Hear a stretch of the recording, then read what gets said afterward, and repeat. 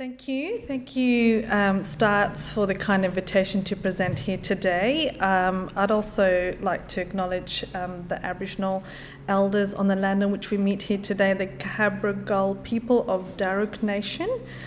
It's a 30-minute presentation, so usually I do this over a whole day workshop, so there's going to be a lot that I'm going to try and cram into the workshop.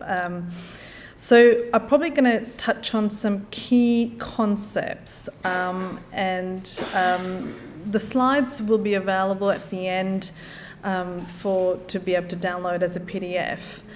I'm assuming that most people will hopefully have read some of the earlier publications, but this framework here will be the foundational sort of knowledge that I will be drawing on today. So most of you are working with migrant and refugee communities, and most of you would be familiar with particularly the knowledge and understanding of the pre-migration journey to Australia. So this seminar, I'm going to specifically focus on refugee and refugee trauma. But I guess when we're working with clients who have come from refugee camps, transit country, or the asylum seekers, and potentially third world developing country, there's a whole heap of knowledge and understanding that comes with that around the pre-migration journey. Then we have what's called, when they come to a Western developed country like Australia, then you have the notion of resettlement in Australia.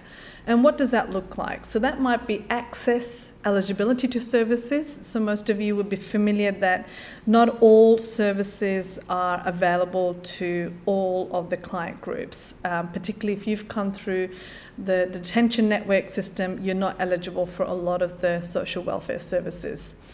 So who has access? That's a key point. Language barriers. I'm not going to go into that because I'm assuming that all of you know how to use interpreters and are, absolutely sufficient in that process. There's also, when we look at Maslow's need hierarchy, making sure that a lot of our clients, their basic needs are met: housing, security, food, accommodation. That's usually what the resettlement process is focused on. And then also, the one that probably doesn't get talked a lot about, or media likes to hype it about, is how is the host country treating newly arrived migrants or refugees or asylum seekers in the community. So the focus of this seminar, we're looking at the third circle, which is child maltreatment, child abuse and neglect. Now, we've got physical, emotional, sexual abuse and neglect, and I've differentiated domestic and family violence. Now, where we see the likelihood of child abuse and neglect occurring within ethnic minority groups is in the middle, when all of those three factors intersect, okay? Child abuse or neglect or domestic violence doesn't happen in isolation. It happens with a number of factors that build up or contribute or are causal factors which lead to families being notified to the child protection system. So whether that's in New South Wales or in Victoria and Queensland, we do have consistency on what will bring families to the attention of child protection. So this framework, you won't see that in a textbook. It's in a new chapter that I've written, and you'll have it in the references now, which is around understanding child maltreatment across ethnic minorities. So this is an emerging framework for clinicians, practitioners, in understanding that these are the different concepts that we're working with when we're working with diversity. Okay, so child maltreatment and the harm types. So what are we looking at? So there's an assumption here that most of you would be familiar that around understanding, what is the physical abuse, particularly when it hits the mandatory system. That would be like your bruising, broken bones, injuries, unexplained injuries to the body.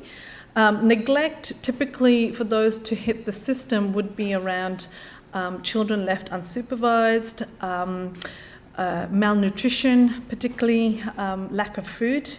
Sometimes those factors are around poverty. So poverty plays a big factor in neglect because they don't have the food or the means to provide for the children.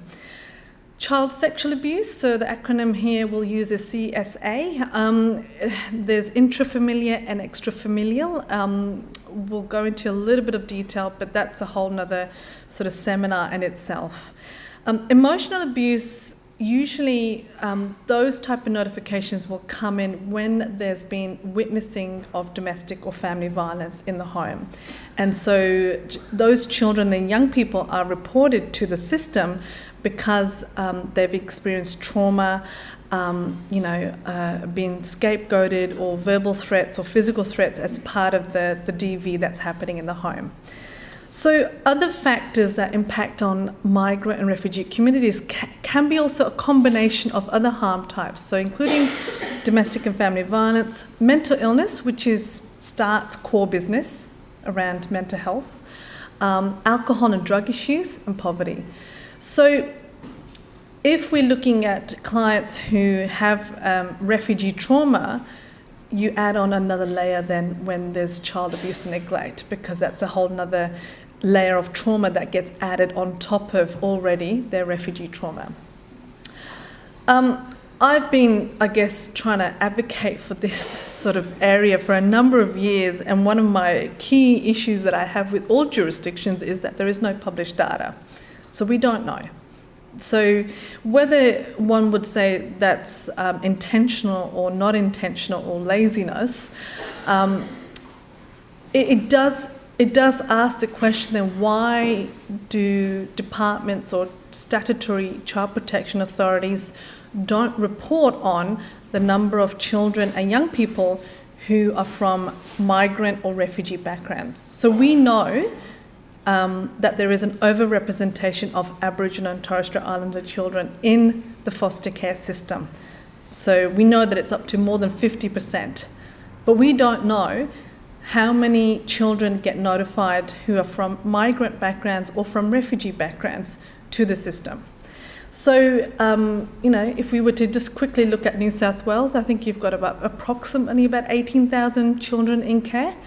I couldn't tell you how many of those 18,000 children that are in foster care in your state, what proportion, what percentage are from migrant refugee backgrounds. So essentially we don't know how big the problem is.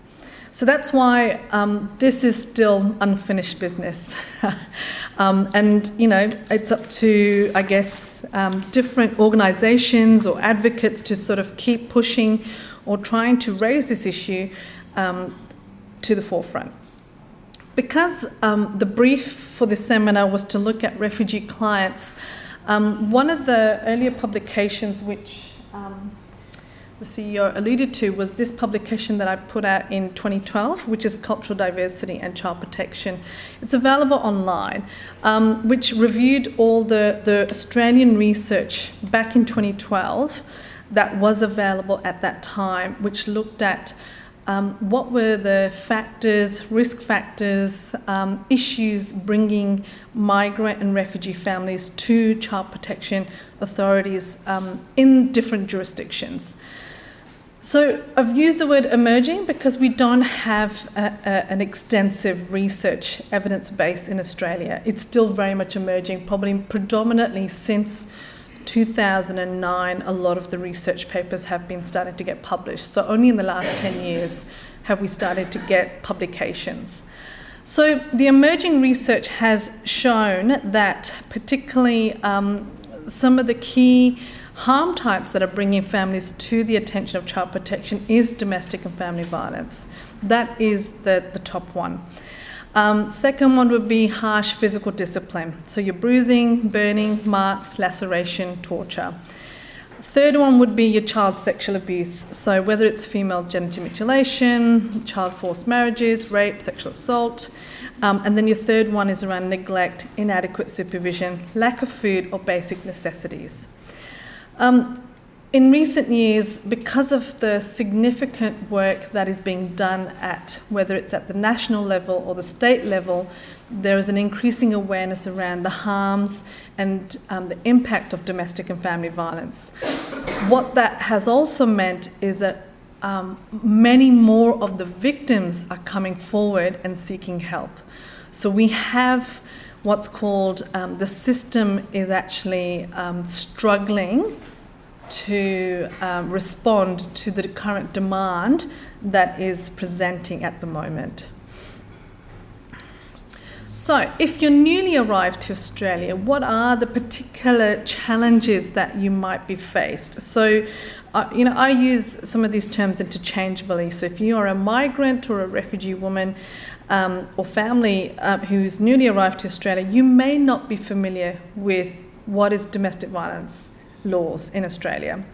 Because if you've come under, for example, under a temporary spouse visa, your husband's not going to be telling you you have rights in Australia. They're not going to be telling you here's the number for 000, or, if I want you to do what I say, it's not in their best interest to tell the wife. So we have a number of challenges in trying to inform newly arrived communities about what is the law. Similarly with child protection, particularly if you think about those potentially those refugee families who come from countries where there is no child protection system. For example, in the sub-Saharan African continent, there is no notion of the state government or a state authority intervening in a family private matter. So this is where we see a lot of the struggles from different ethnic groups or refugee groups or communities, because there's a clash in cultural value, and also trying to process, well, why is the government stepping into something that is very much the private family domain? Okay. Social welfare support is not consistent. So I can tell you that, I come from the Indian Sikh background, and for a lot of our Indian migrants who've come to Australia, whether it's come under the international student pathway or as temporary spouse visa holders, they're not given any settlement support. So hence why we are starting to see a lot of issues happening in practice, because they're not told that domestic violence is not allowed, or that you cannot hit your wife or you cannot hit your child, or laws around sexual assault. So social welfare support, a lot of them are not eligible for Centrelink. They're not eligible for family support programs. They're not eligible because of their visa status. The role of police, that's a real challenge too. As most of you may see, that particularly for refugees who've come from authoritarian countries, there's a fear of police. There's a fear of what police will do and say. And I've personally seen a lot of, clients become triggered in any person that's in uniform. So that's something to be mindful of. Where to get a health assessment, how to access a GP, or whether they can go to the hospital or get an ambulance. I think in your state you have an ambulance levy, don't you? So you can't necessarily call 000 and get an ambulance and then you'll get a bill. That's a big issue. Legal, that's another barrier that we see. A lot of our clients don't know how to access their legal rights. So hypothetically, if child protection becomes involved and they want to remove, majority or quite a lot of the refugee or migrant families have no idea that they can go to court and contest that. They don't know, they don't have that knowledge or self-efficacy to be able to navigate the system. Immigration becomes a significant issue, particularly on those client groups who are vulnerable or don't have a permanent residency visa. So if they either are under an asylum seeker bridging visa, or even on a temporary spouse visa or a 457 working business class visa, if they experience issues, whether it's around DV or child protection, it becomes much more complex. The other key factor, I guess, is really to highlight that for some migrant and refugee women and children, it's important to understand what's happening in their country of origin. So I've already sort of skipped ahead a little bit, but if they come from countries where these laws and protections are not in place, particularly around women's rights and children's rights, then they may not think of domestic violence as an issue. So they may think and may have internalized that this is my fate in life, or this is my this is what to be expected in a marriage or in a relationship. And it's okay to hit your child. So these are some of these learnt cultural values, depending on which country they've come from. So some of the emerging research does tell us that there are particular risk factors for some refugee asylum seeker community groups, particularly if as part of their trauma, their migration journey or their asylum seeking journey, they became victims of sexual violence, rape, assault during the war or post-war in a transit country, that then becomes a vulnerable risk factor for them also, because then it impacts on their, potentially for mothers, their parenting capacity and their functioning, but also then how can they be a protective parent if they do have young girls. Refugee and complex trauma, that's your core business. Sorry, I've missed one of them. Female genital mutilation. So there is a lot of work that is done around educating and awareness raising, but I still think we haven't outlawed this practice in Australia. So it's still happening, and we're starting to get, media covering some of those cases that are now being prosecuted in the court system. Young girls, particularly if they have had trauma due to refugee or sexual violence, they may become further vulnerable to further abuse down the track as part of their transition into young adolescence, because they haven't had time to process protective behaviours or learn, or that's the resilience that's required to mitigate some of the vulnerability that would be there. Okay, I'm conscious that I'm already going through so much so much to cover and less time. Okay, now this is a really useful framework, and I'll explain why I've incorporated a lot of this into all of my DV workshops now. So currently I've started the journey of doing a PhD, and so part of doing the literature review was to look at, well, what is the global prevalence of intimate partner violence across the world? And so the World Health Organization did a global study back in 2013. So if you put it into Google, you'll find the reference. What I found really helpful in this report, even though it's done back in 2013, 2013, it actually shows us the pathways and the health effects on the victims if they become victims of intimate partner violence. So what you have here is physical trauma. So if there's been physical trauma, then there'll be an injury. So whether that's broken bones, head injury, lacerations, potentially that might lead to a disability, okay? If there's been psychological trauma or stress, then there will be what's a mental health problems like your anxiety, depression, PTSD, all of those, suicidality. So that's one presentation. Then you'll have what's substance abuse. So a lot of the women that I see in clinic will also have comorbid presentation of drugs, drinking, alcohol, smoking, because that is a mind-numbing coping mechanism because they've been a victim of DV, okay? So then, due to those two factors, you will have what's non-communicable disease and the somatoform. So if most of you here today work in psychotherapy or as clinicians, you will be familiar that the psychosomatic symptoms of people who've experienced trauma, it can be in different parts of your body. So, whether it's stomach pain, bowel, chronic pain, and also high blood pressure, cardiovascular. These are all presentations which can lead to disability potentially as well. Now the third part is around fear and control. So the other framework that's useful here is the Duluth model, the power and control wheel. So I'd also encourage you to download the power and control wheel for immigrant. That's quite useful and helpful when you're doing your assessments. In this aspect, you've got two things that might happen: limited sexual and reproductive control, so lack of contraception and unsafe sex. And then also implications for healthcare, where there's a lack of autonomy and difficulty seeing a doctor without the husband being present. So I've seen that. Then what we have is, if there is a pregnancy, then there's perinatal, antenatal health, low birth weight, premature or pregnancy loss, stillbirth, miscarriage. They can have other implications of sexual and reproductive health around unwanted pregnancy, abortion, HIV, other STIs and gynecological problems.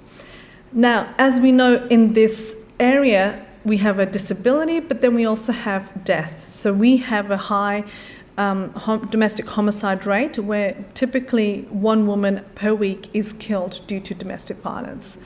Now, how that is recorded, whether it's a homicide, the Australian Institute of Criminology is about to start some research in looking at the suicides, because that is one implication. So if we look at mental health and they haven't been able to leave that unsafe relationship, then they may think that suicide is the only way out. And that hasn't been captured. So we may have a higher rate of this than what we know of. So this is just for intimate partner violence. You add this to child abuse and neglect, this is where it starts to get complex. Because if you add children whose mothers have experienced all of this, what does that mean for the environment that they're growing up in, and some of the implications around the trauma that they're witnessing, experiencing, whether it's in utero or post-birth or in their childhood.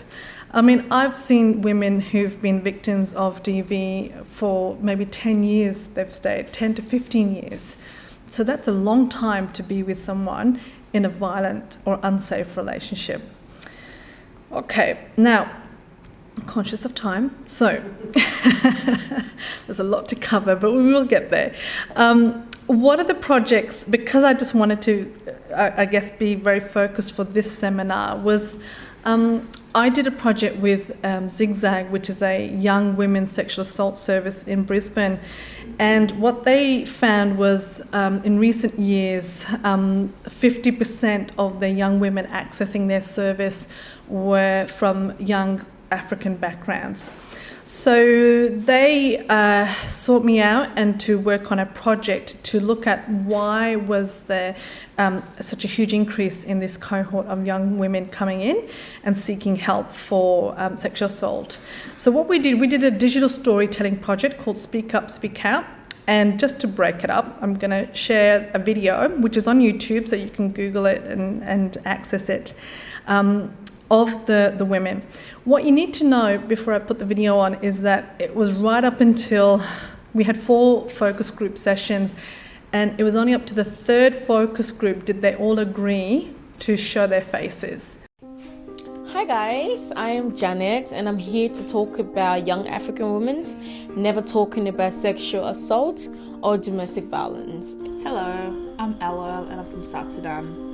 Hi, my name is Deborah and I'm from Sierra Leone, West Africa. My name is Viola and I'm from South Sudan. Hi, I'm here to talk to you about rape and abuse.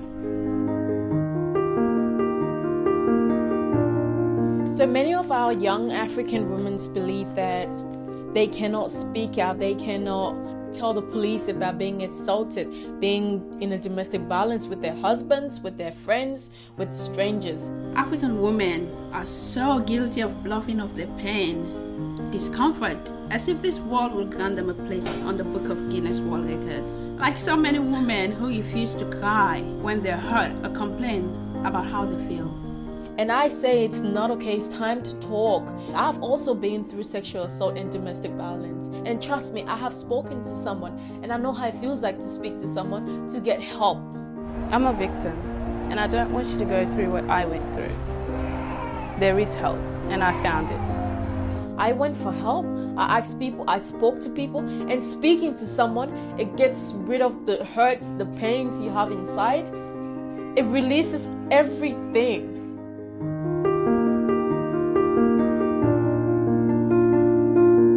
I know it is difficult to talk about things like that, But within our community, we need voice. We need to speak about things like that. Speak up and speak out.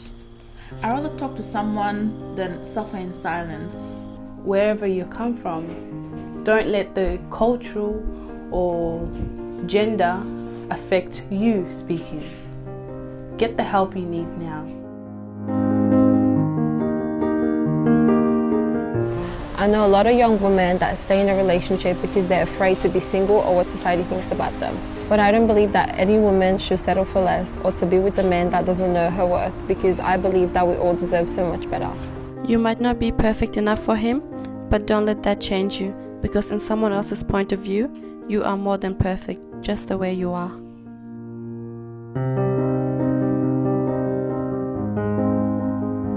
You do have a voice. Don't let anybody speak for you. Be happy, be bright, be transparent, be educated, but be yourself. No one talks about it. I want to talk about it. I want women to be safe. I want women to be happy. I want women to be transparent. Make the change. Speak up, speak out. You can speak to a friend. You can speak to a police. You can speak to a social worker. You can speak to anyone you trust. You're saying, yes, you know what? I take a stand today that sexual abuse against young African women is not acceptable. So please do me a favor. Do us a favor. Do the community a favor. Do yourself a favor and speak to someone today and get help. Thank you very much.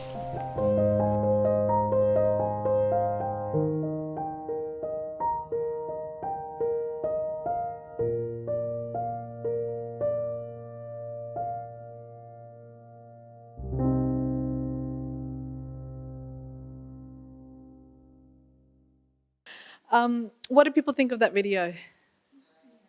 Yeah?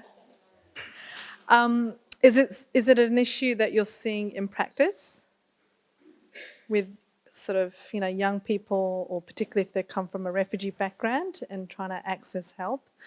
So that's okay. While they sort out, I'll keep going. One of the other cohorts that I wanted to focus on, just to give a bit of a different example, was a lot of my work over the recent years has been to highlight family violence within the Indian community, and to look at, well, what are the particular issues that are happening, and whether, it's happening higher prevalence or lower prevalence. So there have been probably about 14 to 15 domestic homicides of Indian victims, and a number of those domestic homicides involved children, where particularly the mothers also, what would be described in the literature as battered wife syndrome. So not only then does she, potentially kill herself, but then also kill the children, and as a presentation of the domestic violence. So that is the extreme. But sometimes what I've found is that the voices and the stories of cases involving non-white victims, whether they are migrants or refugee backgrounds, don't necessarily get highlighted in the media or as part of the discussion we're here. Yeah.